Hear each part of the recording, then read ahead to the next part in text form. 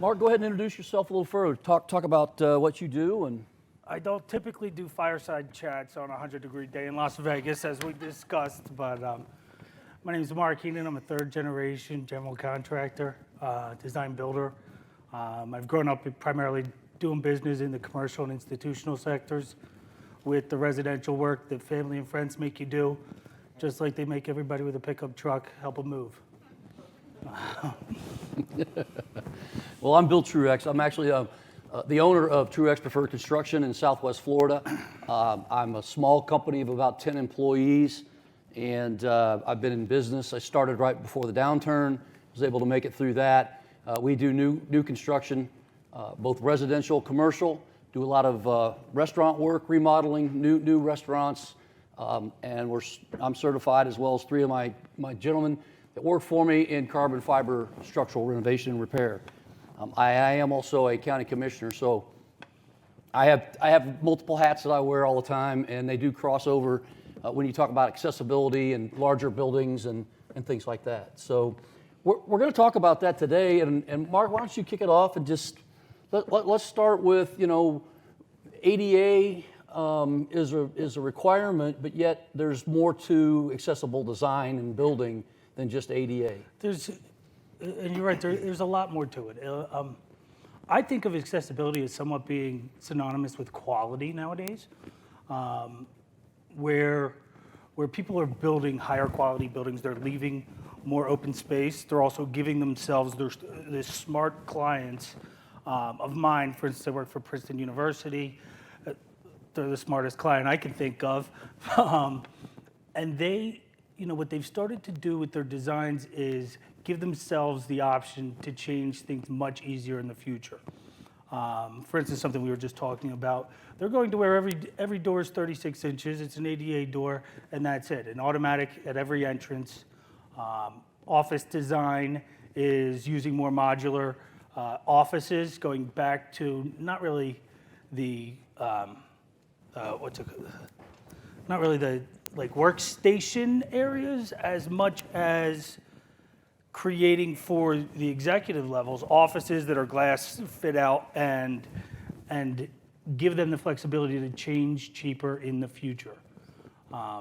Aside from that, the accessibility of the entire campus is, and on the urban and on the urban design side, it's the entire city, town, where people are getting into a lot more consideration of how people get around and simply making it easier. And it's things that you wouldn't even notice, changing in topography as opposed to putting in stairs and ramps next to each other, or going back and retrofitting with ramps, as well as bathroom ADA accessibility and really making it just part of what we do, as opposed to a consideration or what it was. The ADA regulations came out, I believe, about 30 years ago. You can correct me if I'm wrong. And so we've had to do all these retrofit projects to bring everything up to code. And while the code does change, now people are designing around what perceived changes may come in the future are, which is making a big difference in the longevity of their building and the life cycle of their building. One of the things, and I agree with that one of the things that I look at when it comes to accessibility is, the first thing is, how does somebody access a building? You have to make sure that they have clear points of access that are and you've touched on it with door sizes, automatic openers, those types of things. But we can't limit our discussion to just physically challenged people. We have to talk about the hearing impaired, and we have to talk about the visually impaired folks and how we can adjust the spaces to accommodate for them. How you can have change in tactile surfaces, for example, to show change of direction in hallways or different areas or space within a room itself. There are multiple ways to increase, access and information for where you have braille signs and those types of things. For the hearing impaired, it's something that, the visual stuff, obviously, but there's other things you can do for both visual and hearing impaired with heat sensing and things like that to make modifications to access. I think it's important to know that any type of retrofit is obviously much more complicated, then, and you've done more of that than I have, so you probably want to touch on it, but retrofitting is much more complicated than planning ahead and doing it in a futuristic build, which, I look at it as universal design versus ADA. ADA is kind of a baseline requirement where universal design takes into consideration multiple aspects, and I think today we have to talk about the effects of COVID and how businesses have changed and more people are working at home, so workspace at home may need to be different. So, clients that I work with, those are all important conversations that we have to have, because do they have aging parents that they may take in at a future point in time, and what considerations should be put into place for their accessibility down the road? Well, to touch on that, we just built a new shore house for my parents. They moved there full time at the Jersey Shore, and in New Jersey, after Hurricane Sandy, the floodplain had gone up 5 feet. It's now 13 feet above sea level, and their house sits about 2 feet above sea level, the dirt itself. And so one of the considerations that we made was, with them aging and planning on aging there, was not doing ramps or anything, but we put in the foundation for the future elevator or wheelchair lift between the garage and the house. Just by laying that foundation, I estimate we saved them $3,000 to $5,000 now on something that we knew we were going to do in the future. Aside from that, there is an added benefit in doing it for that purpose. They were able to get a variance that they otherwise wouldn't have been able to get to expand the footprint of their building on the property, and without any difficulty. So, there are some benefits that can come with just making the common considerations of future. And as you were talking about, integrated buildings and the hearing, not just thinking of people who may have a physical impairment, I've seen a lot of great changes in what you were talking about, and maybe we can develop some of the different transitions in flooring that people will use. Just to, if you look, for instance, leaving these rooms, there's a tile strip where the doors swing. And that's just to let people know that they're transitioning into or getting off of a main right-of-way. And that really applies across the board with how we're starting to get into the design and just thinking common sense, really, because a lot of it is just that. If it's easier for one, it's easier for everyone. And it's funny that this discussion on accessibility and how it relates around ADA is really just a discussion about making life easier. Right. There's all kinds of things that, and I know you've probably done this too, but in accommodation of folks in the past, they look at, they're getting older, they may have arthritis, they may have issues. They're not challenged today, but you have that conversation. Well, if I'm ever in a wheelchair, I think I'm going to want my light switches at a different level, or I may want my receptacles at a different level or different locations. We do multi-story houses, and we tell people, they say, oh, well, we don't need an elevator. Well, let's create some space for you that you can use for storage today, but is pre-planned and pre-built so that if you need an elevator in the future, or even for future value of a sale, that we include that space for you. Or in some cases, it's been as simple as adding a wheelchair lift. We've actually added on to create these elevator access points for folks because they've gotten older, and going up and down these stairs in 2 and 3 stories is not easily done anymore. And I'm in one of the oldest counties per capita in the country, in Charlotte County, Florida. So we deal a lot with these different challenges. I don't do as much in the commercial spectrum, but we do in our restaurant work try to make sure that not only ADA is considered, it has to be considered, right, by code, but that we're also looking at better ways to benefit those customers that are coming in to make the access easier for all. So bigger spaces, areas for wheelchairs, turn around, again, tactile variances to show you're going from a dining area to a traffic area, those types of things. And having, we suggest that they have more braille signs indicating directionally where the restrooms are, those types of things, so it's easier for them to access. So there's all kinds of things that need to be considered and can be considered, and it shouldn't just be limited to, you know, what the Americans with Disabilities Act says we have to do. It should be, as Mark said, what makes it easier for everybody. And I was reading something on the plane here just this morning. Michael Graves, a famous architect, had an incident, an illness in 2003 that left him in a wheelchair. And having that experience, he started to think about how every building is an experience, and that experience can be, and you create this atmosphere with the building and the way it's designed, and that experience can be uniquely good for everyone and uniquely inviting to everyone. And by taking the consideration in the design, he started to, his team actually designed a new single-story house for him and everything.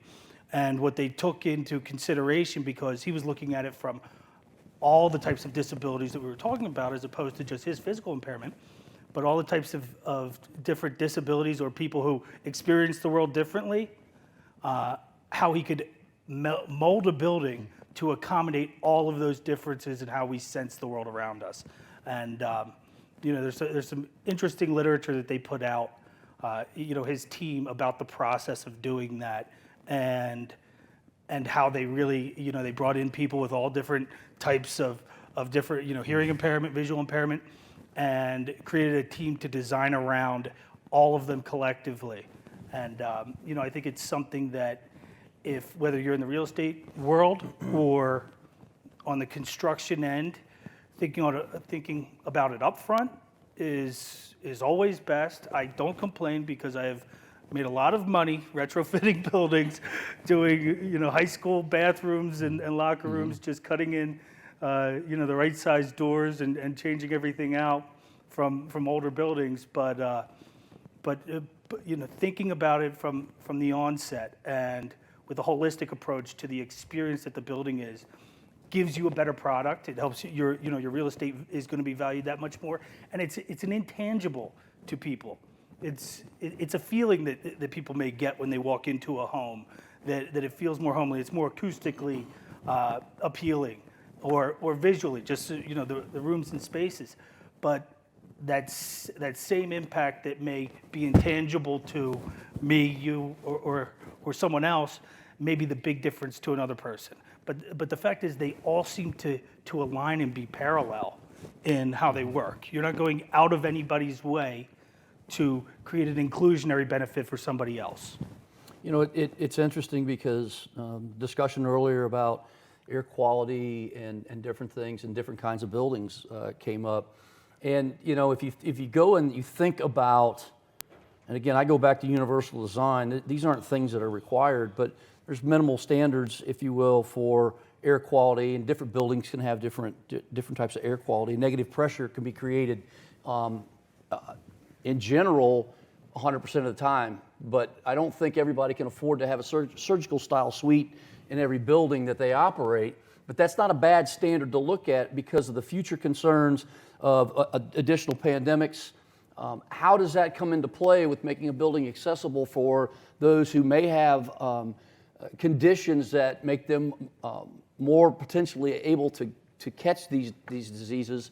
Are there ways to incorporate that to make it accessible for them? I think our mindsets have to expand a lot farther than what the minimal standards are that have been created in this country, so that we can take into consideration.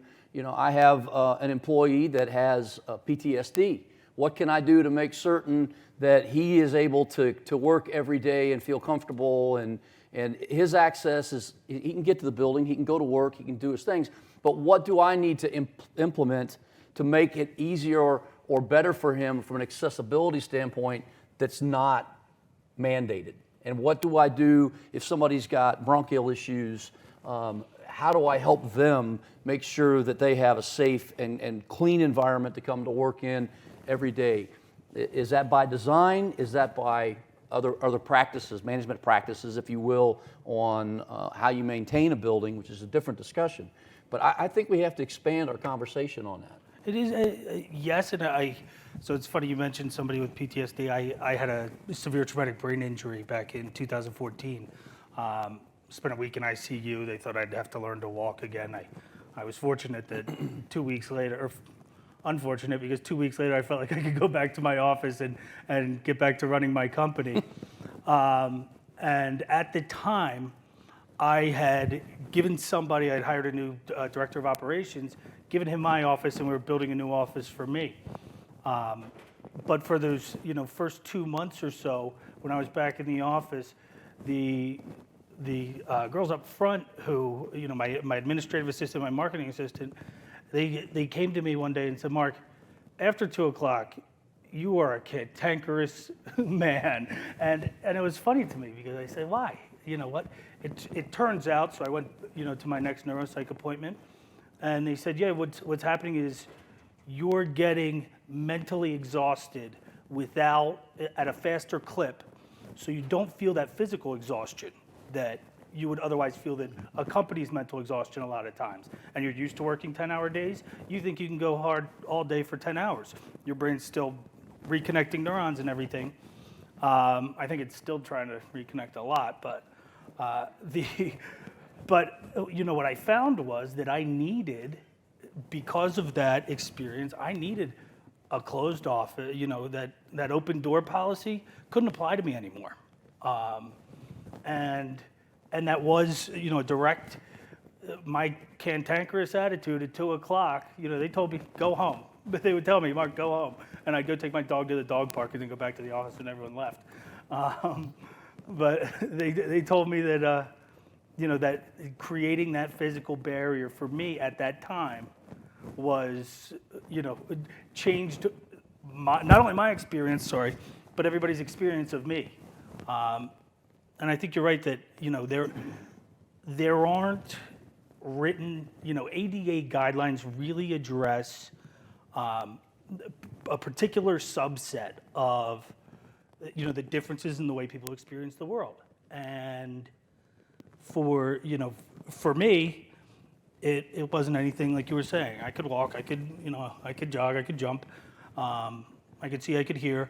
I just couldn't get, I couldn't find what was different about me.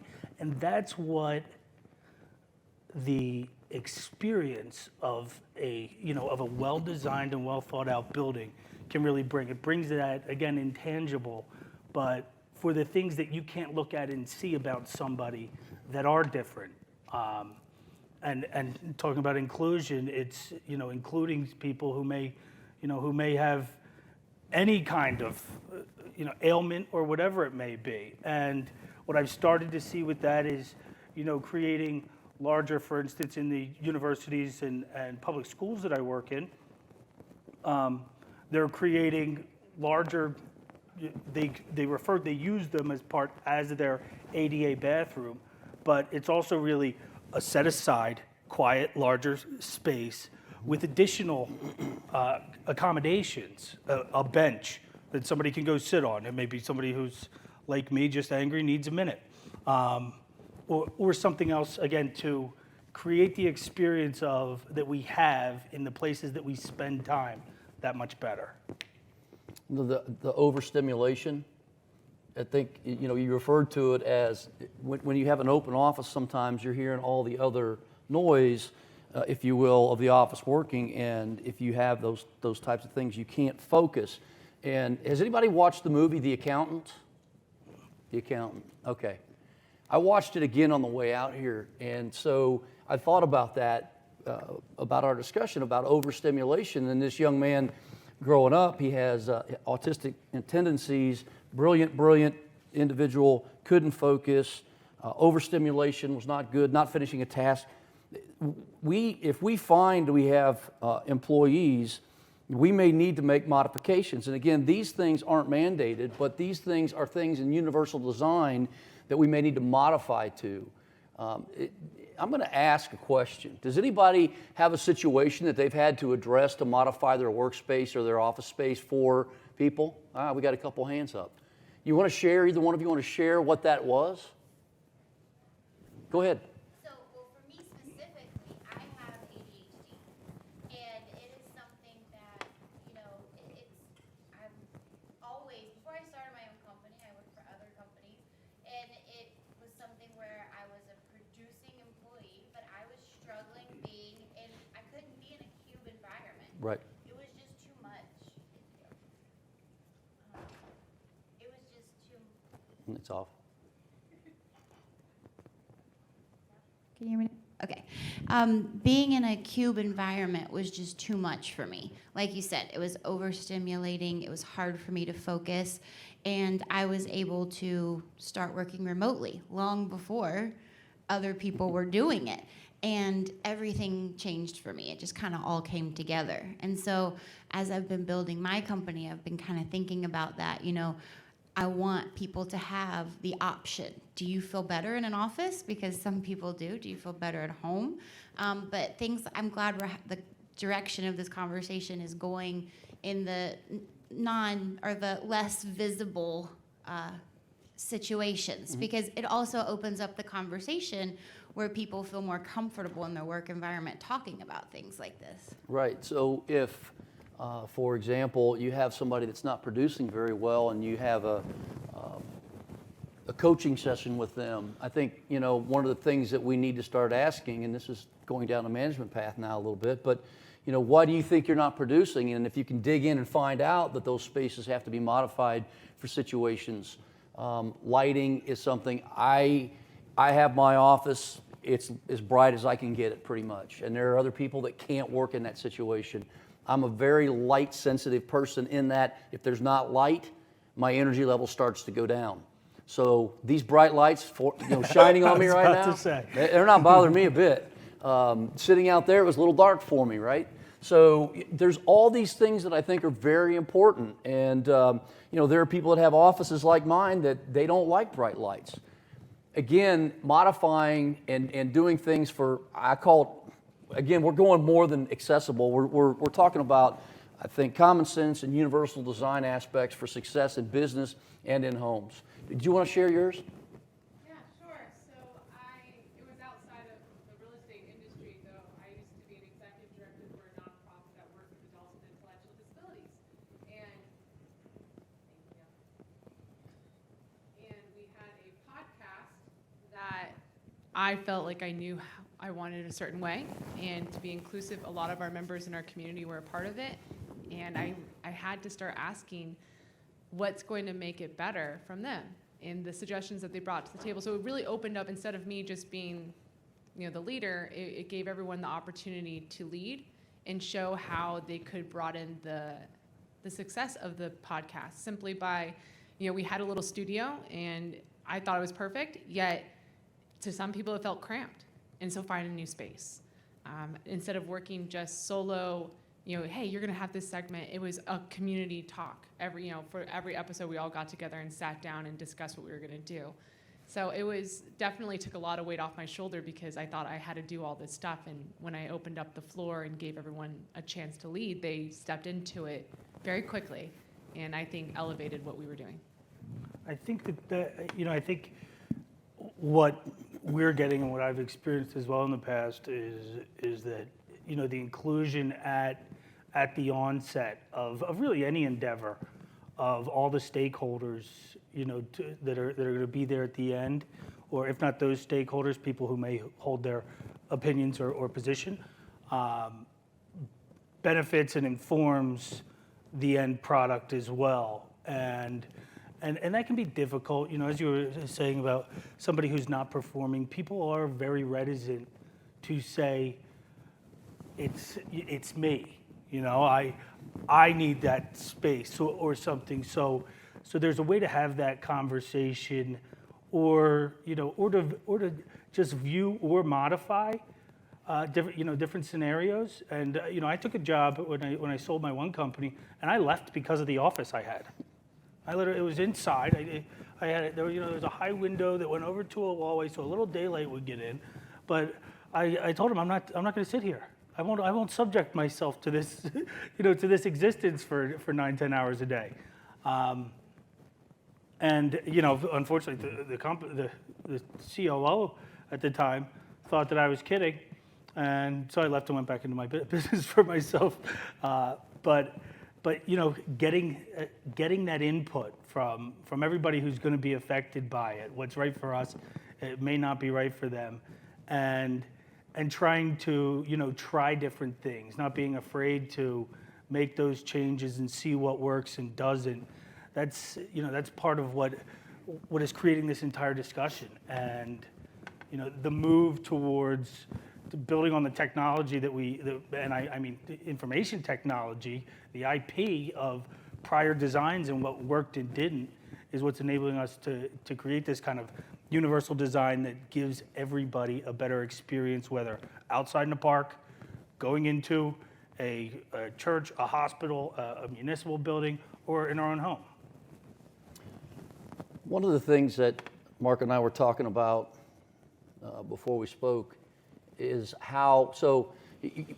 prioritization is going to be very important, all right? We can't do everything. We start in with something, we do what we can do, we modify as we can, and retro can be more expensive. You've heard that from us, obviously, than doing something in the beginning. But what the interesting thing is, I live in Florida, he lives in New Jersey. Well, you live in Philadelphia.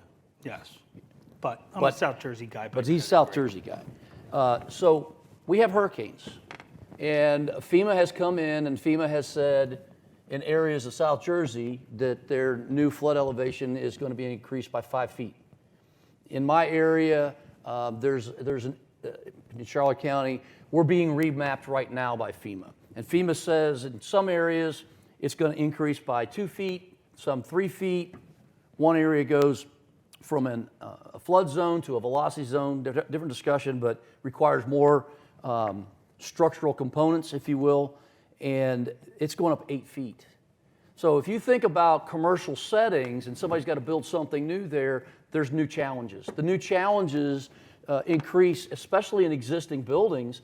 The accessibility aspect of it is you now are outside a building, and I think you said about a 160-foot ramp that would have to go around to get somebody to a door. Because of our requirements with accessibility, you can only do 1 in 20, or you can do 1 in 12 in certain conditions, but... We were 1 in 12, but every 12 feet, you needed a platform that's flat, so this was... It adds another 5 feet. A new municipal building that had been damaged by Sandy down in southern Jersey at the shore. And when they did the design, it was the township, all the administrative offices, fire, police, and emergency services. And so this architect, who's a family friend, so with the new codes, I have to put 160 feet of ramp around this building. And it's a small shore town. And so we needed 4 ramps at 40 feet apiece. So the building would have looked like the waves that would have washed the next hurricane right up into the doors. Had he not come up with, what they ended up doing was elevating the building, putting the police parking underneath, and putting elevators, in for each one, not in full elevators, but wheelchair lifts as well. And, in order to do that, again, it's a physical application, but by doing that, they were able to create a beautiful building out of what would have been a dog. Mm-hmm. And, people may not believe it, but us contractors, we do like to take pride in what we build. Right. We don't get to design them all, but I got into the business at least so I could drive down the street and say, see that? I built it. I agree with that, but that you heard from an architect earlier today. That's why we have them, because these situations are so particular that it takes very creative thinking and then real knowledge to try to accommodate these challenges. So where we have storms and they come back in and they change things, if there's enough damage to the building, it has to come up to new code. So again, accessibility and modification.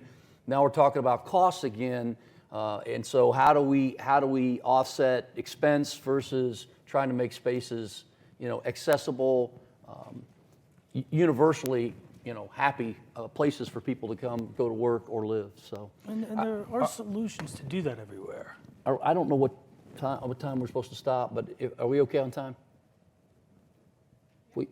Okay. They'll get up and leave when they're done. Well, I just wanted to leave some time for questions. That's all. That's all. Sorry, go ahead. I lost my train of thought on that one. Oh, sorry. It was an early morning for me, and I just got in, ran straight here.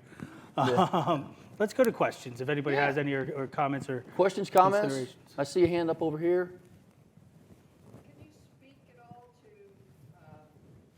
technology into the new buildings? Oh, So, Things such as, instead of just a tile strip, of interactive technologies for people with difficulty in seeing, or people who need some sort of sound to help direct them. I was in an airport last week, and they were doing a test of a visual paging system. And I'm just curious to what degree some of that might be coming forward for us. it is coming forward. I think that there are ways to do it using technology, as I'm sure people have seen or heard at traffic lights more frequently now, where there's audio cues as to when the lights are changing, in different directions, which I personally don't understand, but I'm sure people do. There are ways that you can do it that work for, multiple different applications, though.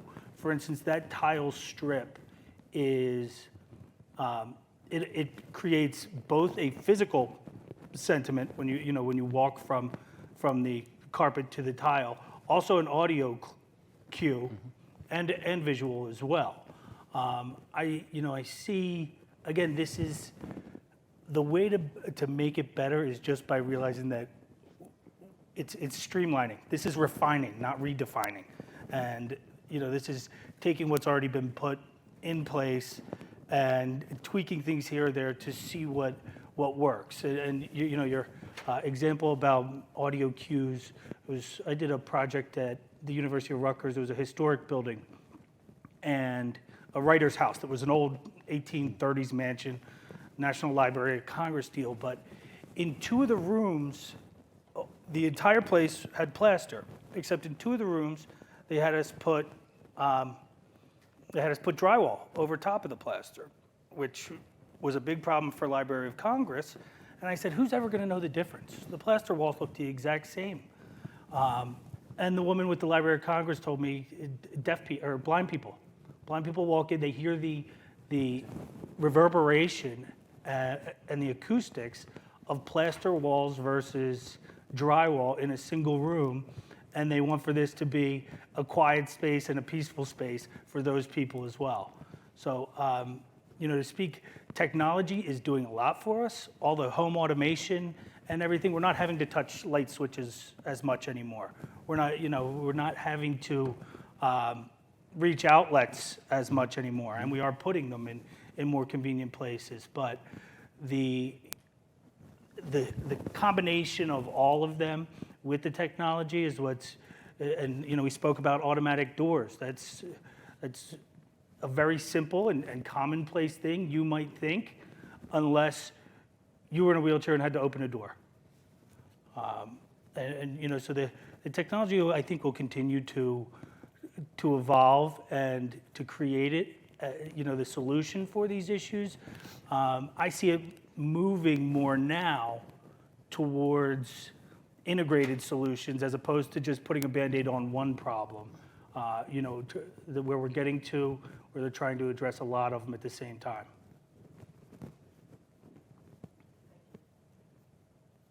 anybody else have any questions, comments, thoughts? Yes, ma'am.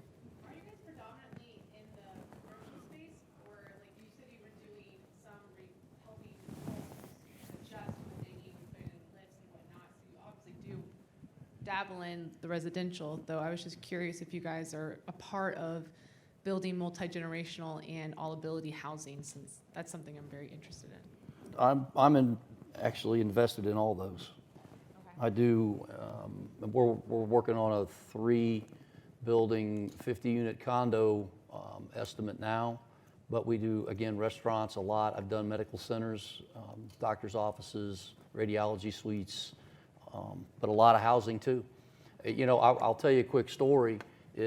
I started this business in 2005, and I had partners 2008 hit, and I mean, January of 2008 hit, and I said, oh crap, because it was, and I had just started. We only did new residential construction at the time, and I had to reinvent the company to stay alive and afloat, and that's where my interest, I have a broad interest. I haven't been diagnosed with ADD or ADHD, but I can tell you that my mom told me when I was a kid, I can't control you.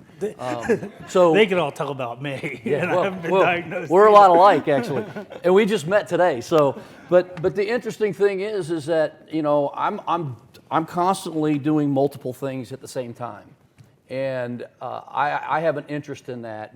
I deeper dive into aging in place stuff. We're doing projects right now for two people. One is a young girl who is very physically challenged, and we did one other one like this. We're putting in lifts into the tubs and creating bigger doorways, just like you had spoken about, Mark.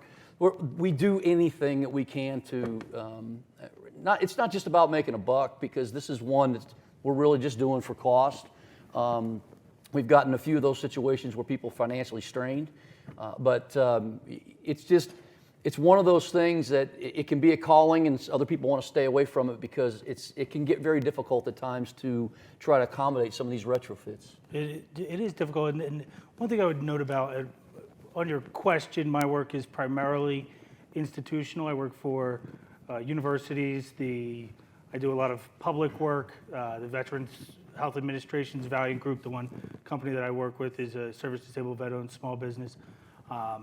So we do primarily all our work there is within the VA health system. But I also do, that mixes with residential, with the university housing, healthcare systems that may be doing assisted living facilities that we'll build.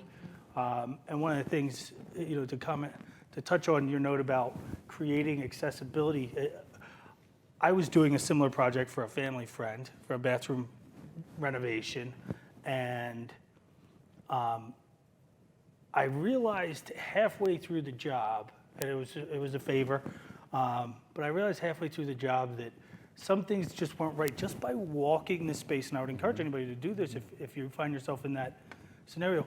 Walk the path of what this person is doing, and you'll see right away where a tight spot would be.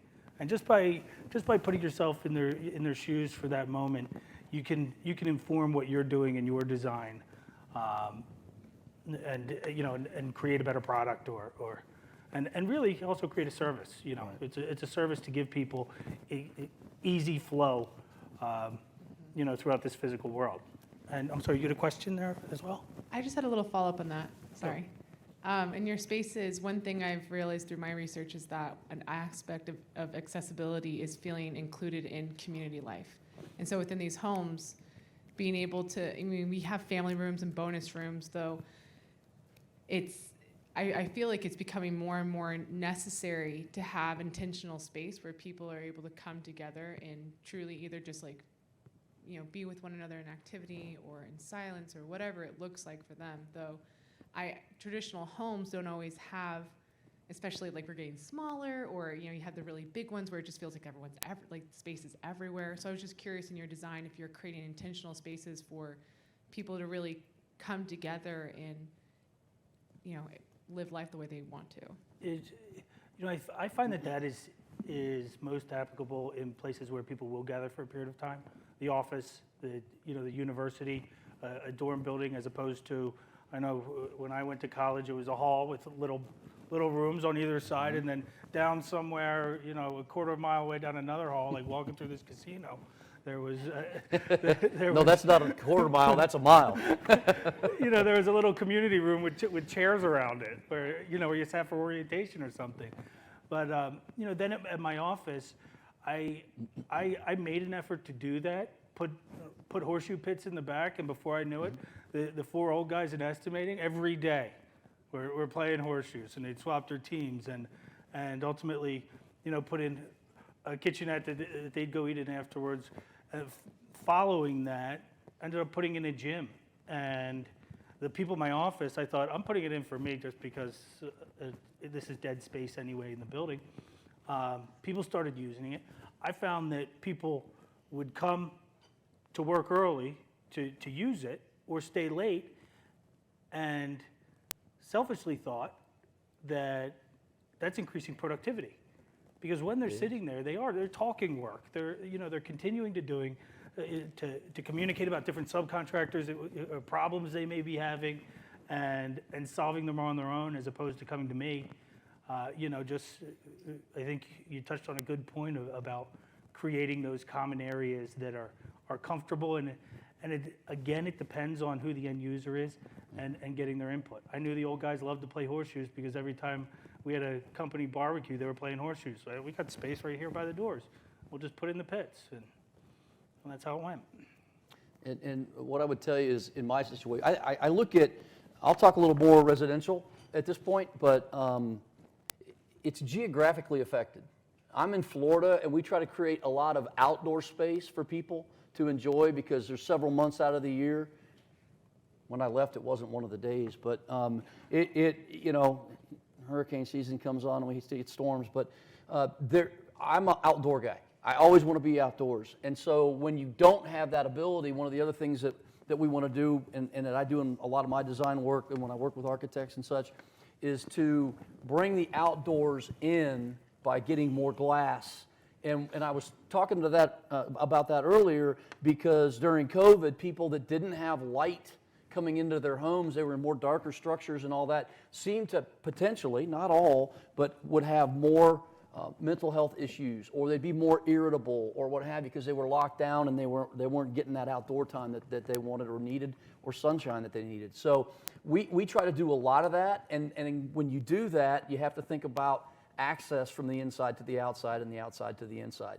So we don't like to have everything at one level in Florida because of rain. But if you can have covered spaces where it is, and it's a slight gradual, I did that at my own house, and I'm still going to the gym, working out, playing sports, running, whatever. I did it because it's more convenient, and as my parents were getting older, I knew that they wouldn't have to worry about that trip hazard. Now over at the sliding glass door, that's not covered, that one has a step down to it, but they have access from other places that they can get out there. So those are the types of things that I have conversations with people about in creating access and spaces where people can gather. We do a lot of outdoor kitchens and seating areas now that, in the past it was like, what's your minimum lanai space that you want? Now it's, people are getting and for those of you that don't know what a lanai is, it's a porch, just a Florida name. But it's interesting because more and more people do want that feeling and that access. All that needs to be taken into consideration. Well, yeah, just quickly touching on, bringing the outside in. I've looked at it even up where we are as you mentioned, a lot of bringing the inside out. Mm-hmm. We're doing a lot more with exterior spaces and finding that people will use them in off seasons when conventionally nobody would sit outside. Down, for instance, where in my shore town, nobody would sit outside in October, November. Everybody boarded up their houses and left. Now, we've got a wraparound couch and a little fire pit right there, and we'll watch the Bush TV for, till Christmas. So, I think it does make a difference in the experience that everybody has, and quality of life. And I think it's quality of life for everybody. It's not just looking at this subset of who we are or one particular subset. The improvement for anyone improves, for everybody. Right.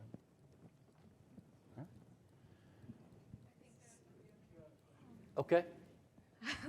Hey, my question is the same as hers, like if you focused more on residential or commercial, and because the way I thought about it is like what you guys said about universal design applies more for commercial, while like residential, it's more customization for each disability. Mm-hmm. But I don't have another question, but I wanted to say I really appreciated how you guys thought about other disabilities, because when you say ADA, it's always pursued, accessibility, it's always pursued as it's for ADA, and Right. we don't tend to think beyond that. I really appreciated that. Thank you. Thank you. And We were talking earlier about how she's gotten to know about a lot of plants and has, all these wonderful plants within her house. And one of the things that's not accessible, but it is accessible for someone who works in a kitchen is look at some of the new designs that actually have an herb garden within the kitchen and the countertop space. It's a fantastic thing for fresh herbs right there in the kitchen. It's a nice touch for making that space feel really good. And if somebody has a disability, there's a way to incorporate that, obviously, with how you do your countertops. Those are things that have to be considered, countertops versus cabinets with countertops. That has to be considered in certain situations. Heights, I built houses where we actually made the vanity heights taller because of back problems and having to bend too far. Again, customization for a particular, and I wouldn't say it was a disability, but it was a disability because back pain is something that again, not driven by an ADA thing, but it is driven by what makes it comfortable for somebody and what's going to make their house usable. And so that's why the residential space you're not dictated by ADA in residential, you are in commercial, and unfortunately, too many people stop with that requirement and don't look beyond it to expand. I'm going to steal that universal design. You're not stealing it from me. Well, look, you're where I got it. Yeah, well, all right. I had a question Yes. right here. This is a commercial building, it houses maybe 70 businesses, and there's a lot of waste going on. What is your opinion on smart technology for a commercial building, and would it be worth the investment to minimize the waste? Because they don't care if they leave their lights on or open windows and stuff like that. Yeah, so, I mean, at the intelligent places, that is what we're doing. A light cannot be left on. A half hour after somebody leaves the room, it goes off. Again, I'll reference the Princeton universities of the world, but healthcare systems as well. There's also, we're starting to see a lot more as relates to indoor air quality, mechanical-based commissioning, which there's a project I did for a high school where the new controls system actually read and evaluated what all of their units, their rooftop units and everything were doing, and it found that it found where, that one person who's always hot or that one person who's always cold, found that the temperature there was the same, but by reading that, the school was able to adjust its settings, and not only that, when rooms were occupied or not. The school was able to adjust its settings and recognize massive savings. I think the first month we saved them like $1,700 in energy, and it was a 2-year program of this monitoring-based commissioning that then told all of their air handling units and their chiller boiler system for just air temperature what to do. Yeah, and do you have resources where I could go to get information to learn more about options available? If you want to touch base afterwards, we can talk about what particular application you may be looking at, and I'm sure I can point you somewhere. Yeah, okay, thank you. And I'll just add on to that. In my county job, we went through a decision-making process where we had a company come in and analyze all the electrical, all the lights, the HVAC system, and it was done for a fee, but a guarantee that if we didn't save a certain percentage, that we didn't pay for it. So you can make darn good sure that they were going to make that happen, right? And after the expense of retros, modifications to control systems, that type of thing, our savings was about $300,000 more than they anticipated. So there is a lot of waste. I'll tell you, one of the worst places I see waste is Washington, D.C. And it's office space, it's government space, and you'll walk downtown at night or walk around the Capitol at night, and you're going to see lights everywhere and nobody around. Again, there's got to be a cost analysis, benefit analysis done as to whether or not those older buildings make sense to retrofit. But that is another part of accessibility. When you have a light that sensors, it comes on when you come into a room. It doesn't matter, if your visually impaired, if you're hearing impaired, if you're physically impaired, the light comes on, you go into a room, and you're going to benefit from that, and then when you leave the room, it goes out. Now, in my office at the county, I still have a light that doesn't always work, so I always shut it off because the sensor has gone bad, I think. And that's one of the other things. It's a little bit older sensor technology, and that needs to be updated. But I also have, they just switched out all my recessed lights to LED. I asked for that years ago, and I wanted to put my own in. They said, no, they got to put theirs in. But that's on a dimmer switch, so I have to make sure I turn that off too. So there's older buildings have challenges that it takes time to overcome, but new buildings shouldn't have those challenges. We should be designing those to be efficient, accessible, good structures from here on out, and adaptable. And there are a lot of companies that finance those retrofits for you and will take the reduction in the power, which is great both as a guarantee. Also, a lot of them are using state and/or federal incentives, whether it be rebates or grants, and applying them to you.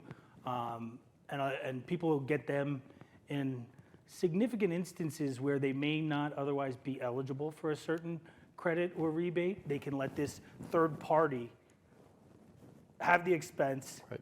take the incentive, but pass on the benefit to them, or some portion of that benefit, a lot like tax credit trading. Right. But those companies and the things you may see or hear that sound kind of flaky, we'll change all your windows and you'll never pay a dime. A lot of them do make sense, and a lot of them are partially funded by government programs to increase our energy efficiency. Right. PACE is one of the avenues that you can go. The problem with PACE is we have good actors and bad actors, just like we have good contractors and bad contractors.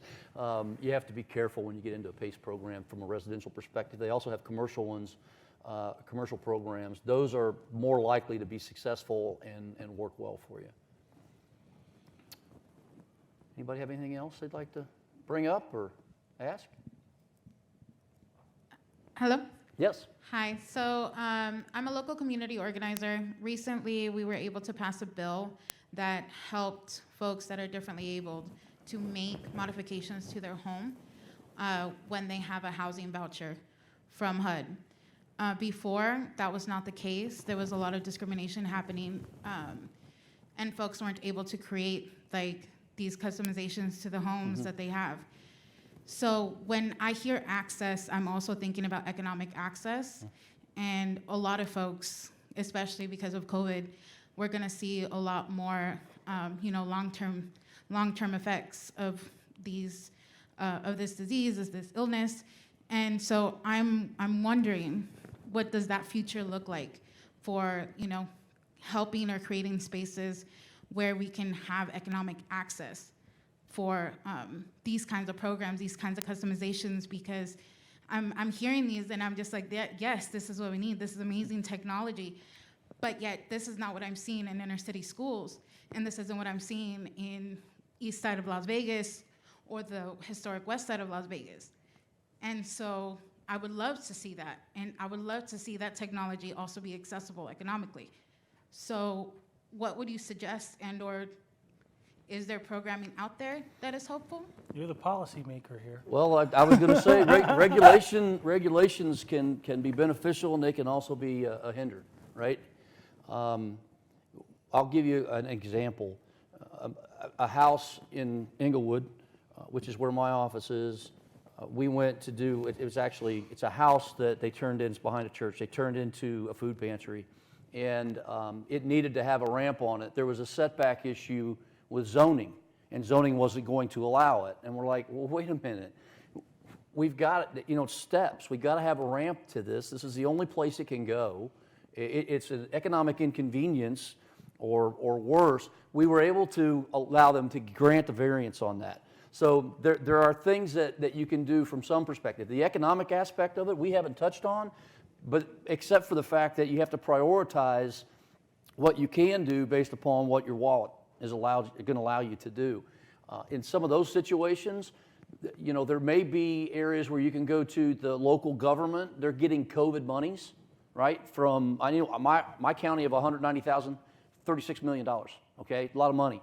we're trying to figure out where we're going to be able to apply that makes the most sense. It might be an avenue to look at for those people that do have accessibility issues, that don't have the ability to pay for it, and it could be related to COVID because loss of job or what have you, right? There's also other avenues. I mean, I'm looking at mental health in our community. Mental health with the young adults and kids in school has grown. It's gotten worse. It's exponentially worse. And so we need more providers and we need more space. So I have asked our administration to look at how we can use some of this money to help modify, and we're looking at a work release building to actually move them to and separate the males and the females. But with Baker Acts and Marchman Acts, you have different rules that apply. And so a Marchman Act, you can't have one over what you're licensed for. But if you have Baker Acts, you can have, I think it's 10% over, right? And so we have a small facility in Charlotte County, and they can only house 30 people altogether. So if you've got 30 Baker Acts and you get one Marchman, you can't take them. You have to send them someplace else. So we're looking at avenues. I just wanted to point out that might be an avenue that you can work with local government to see if they would consider that as an option.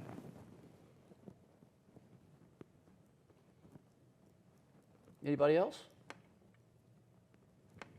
I like how you passed that one off. There you go. Hey, that's the other Like hat. that? We'll let you enjoy the rest of the All right, conference. thank you guys. Thanks.